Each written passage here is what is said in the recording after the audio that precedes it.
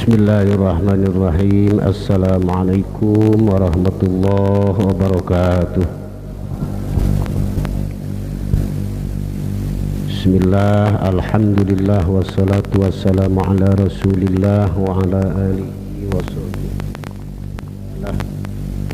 Asyhadu an la ilaha illallah wahdahu la syarikalah wa asyhadu anna muhammadan abduhu wa rasuluh alladzi la nabiyya ba'dah.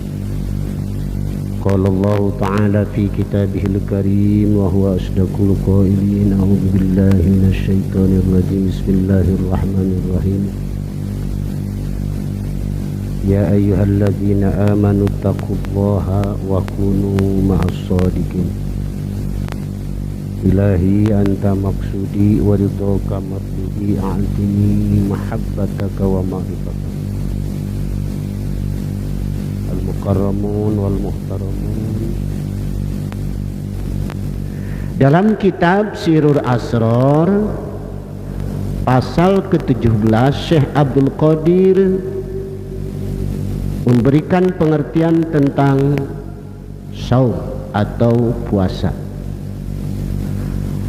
Al-faslus sabi'i asyara fi bayani saumis syari'ati wat tariqati wal haqiqati.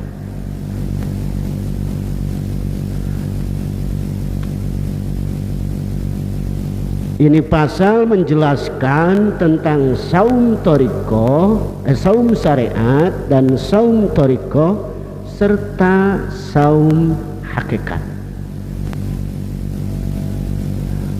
Apa yang disebut dengan saum syariat, apa yang disebut dengan saum tariqah, dan apa yang disebut dengan saum hakikat, ini dijelaskan dalam pasal ke-17.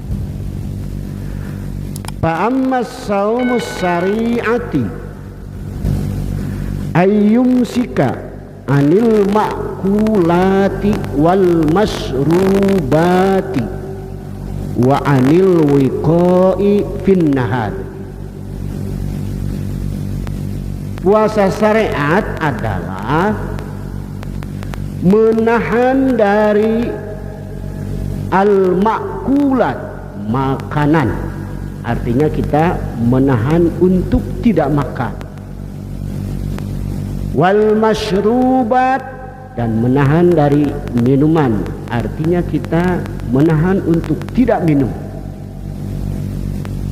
Wa anil wiqa'i fin nahari, dan menahan diri dari untuk bersetubuh di siang hari bagi suami istri. Maka tatkala kita sudah bisa menahan makan, tatkala kita sudah bisa menahan minum, tatkala kita sudah bisa menahan wiqa, bersetubuh teh, pinnahari di siang hari, dengan waktu yang telah ditentukan oleh ulama ahli fikih, minat tulu'il fajri ila ghurubis samsi, dari mulai terbit fajar sampai terbenam matahari, maka puasa kita sudah dinyatakan sah.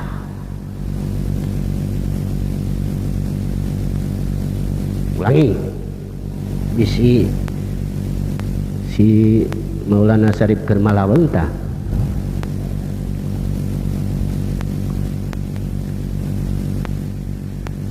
Manakala atau tatkala kita bisa menahan makan, menahan minum, menahan wiqa, sapa temon, bersetubuh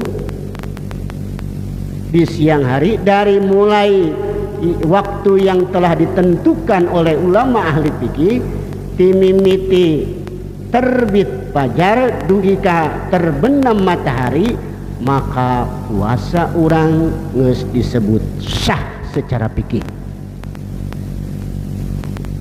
Sanajan walaupun ketika kita melakukan semua itu kita berbohong misalnya, kita menggunjingkan orang lain, kita mengambil hak orang lain, tetap puasa secara syariat sah, sekalipun kita melakukan dosa-dosa yang disebutkan barusan secara aturan ilmu fikih.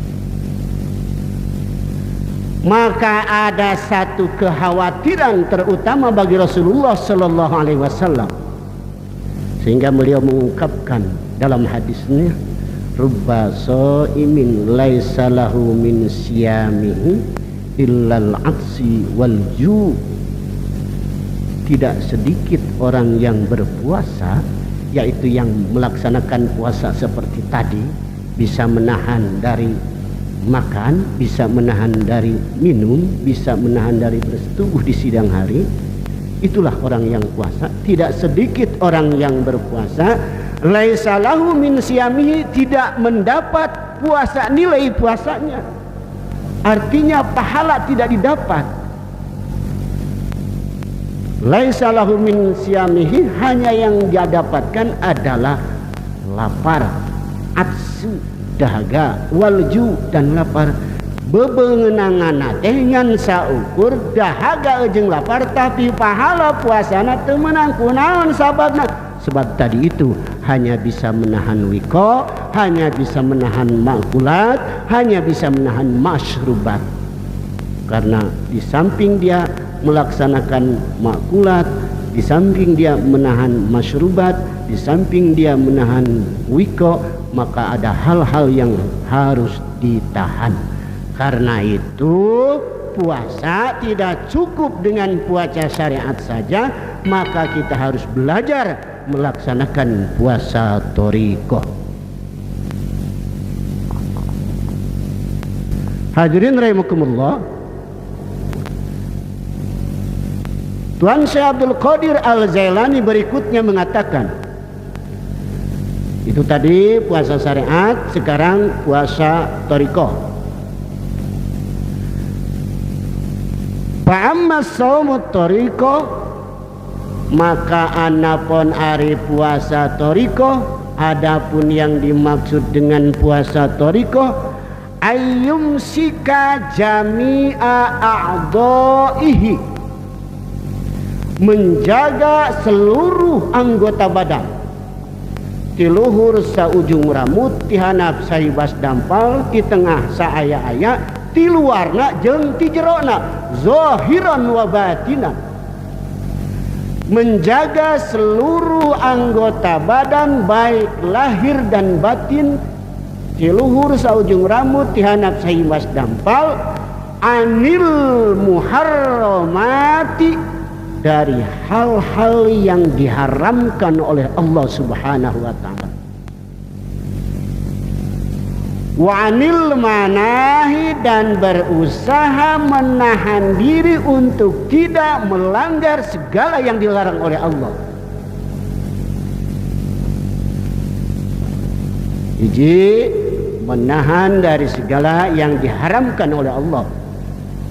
Kedua, menahan dari segala yang dilarang oleh Allah. Kemudian yang ketiga,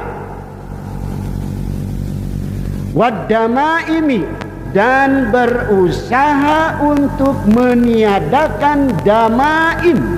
Apa itu damaim? Damaim adalah sifat-sifat tercela yang terdapat di dalam diri kita. Jadi kalau kita belajar puasa thariqah, kita harus belajar menghindar dan meninggalkan segala yang diharamkan oleh Allah. Yang kedua, berusaha untuk tidak melanggar yang dilarang oleh Allah. Yang ketiga, berusaha untuk mengikis semua sifat-sifat yang tercela yang terdapat dalam diri kita. Contoh, kira-kira kalau bohong, ini anak santri, kira-kira kalau bohong baik apa tidak? Tidak. Dosa apa tidak? Dosa. Puasa kita kalau bohong batal tidak?